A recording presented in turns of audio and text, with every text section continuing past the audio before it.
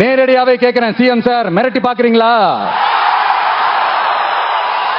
அதுக்கு இந்த விஜய் ஆள் இல்ல சார், அதுக்கு நாம ஆள் இல்ல சார். என்ன செஞ்சிருவீங்க? மேக்சிமம் கொள்கைய சும்மா பேருக்கு மட்டும் வச்சுக்கிட்டு குடும்பத்தை வச்சு கொள்ளையடிக்கிற உங்களுக்கே இவ்வளவு இருந்தா, சொந்தமா உழைச்சி சம்பாதிச்ச எனக்கு எவ்வளவு இருக்கும்?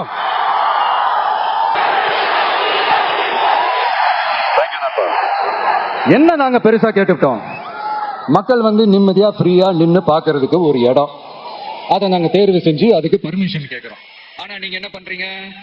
அந்த இடத்தை எல்லாம் விட்டுட்டு நெருக்கடியோட, மக்கள் நெருக்கடியோட எங்கெல்லாம் நிப்பாங்களோ அந்த இடமா பார்த்து செலக்ட் பண்ணி தரீங்க. உங்க எண்ணம் தான் என்ன சார்? நான் அவங்கள பார்க்க கூடாது, அவங்களோட பேசக்கூடாது, அவங்க குறைகளை கேட்க கூடாது, அவங்களுக்காக குரல் கொடுக்க கூடாது, என்னதான் சார் உங்க எண்ணம்? சரிங்க சார், ஒரு அரசியல் தலைவன் அப்படின்றதெல்லாம் மறந்துருங்க. ஒரு சாதாரண ஒரு தமிழ்நாட்டு மண்ணோட ஒரு மகனா, ஒரு நம்ம தமிழ் மக்களுடைய ஒரு சொந்தக்காரனா, என் மக்களை, என் குடும்பத்தை, என் சொந்தங்களை நான் பார்க்க போனா என்ன பண்ணுவீங்க? அப்பவும் தடை போடுவீங்களா? வேணாம் சார். இந்த அடுக்குமுறை, இந்த அராஜக அரசியல் வேணாம் சார். நாம ஒண்ணு இங்க தனியால் இல்லைங்க சார்,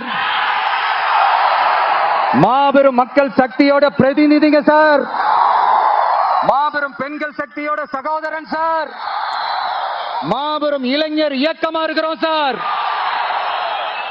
மறுபடியும் சொல்றேன், 2026 ரெண்டு பேருக்கு நடுவுல தான் போட்டியே. ஒன்னு இன்னொன்னு.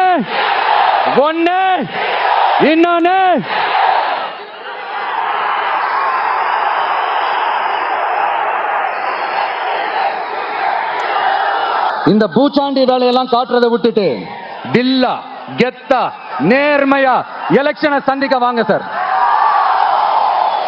பார்த்துடலாம் சார்.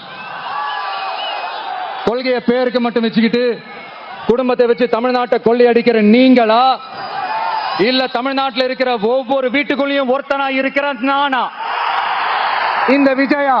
பார்த்துடலாம் சார்.